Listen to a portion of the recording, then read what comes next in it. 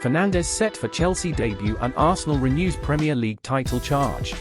The clock is ticking for Chelsea manager Graham Potter to turn unprecedented spending into results, starting against Fulham on Friday, as new Everton manager Sean Dyche prepares for a baptism of fire against Premier League leader Arsenal. Jurgen Klopp's Liverpool travels to face struggling Wolves, desperate to pull itself out of a slump that has left it playing catch-up, while Tottenham hosts champion Manchester City.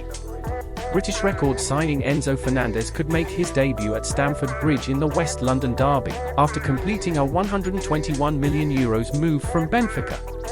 Mikhailo Mudryk is also in line for his first start since joining from Shakhtar Donetsk in a blockbuster January transfer window for the club for a fee that could rise to €100 million. Chelsea's overall spend in its first season under new ownership fronted by LA Dodgers co-owner Todd Boehly has now surpassed £500 million, but the Blues are languishing in 10th in the Premier League table, 10 points off the top four.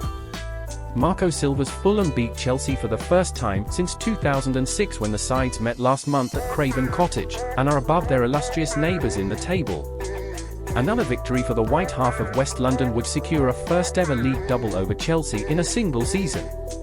The contrast in mood between Arsenal and Everton fans could hardly be starker ahead of their meeting at Goodison Park on Saturday. Arsenal is on course for a first league title since 2003 to 2004 with the luxury of a 5-point lead over Manchester City and a game in hand. The Gunners will be hoping their January business is enough to get them over the line despite missing out on their top two targets, Mudryk and Brighton's Moises Caicedo.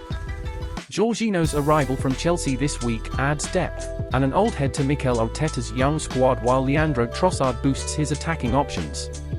Everton was the only Premier League club not to make a January signing, and former Burnley boss Sean Dyche knows he has a mountain to climb.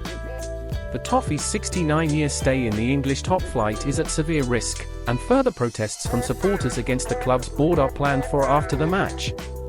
Manchester City manager Pep Guardiola showed his ruthless streak as João Cancelo was allowed to move on loan to Bayern Munich this week.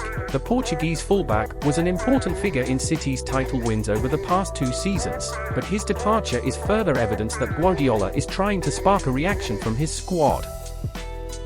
Now Guardiola has gambled, knowing that his daring call on Cancelo leaves him short on fullback options for the rest of the season. City might be 8 points behind the leader before Sunday's game against Spurs, who could be without manager Antonio Conte after he underwent surgery to remove his gallbladder, but it has title-winning nous and enviable strength in depth.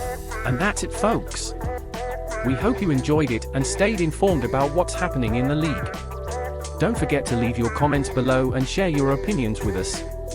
And if you haven't subscribed to our channel yet, don't waste any more time and click the subscribe button now, so you don't miss any future episodes. Until next time.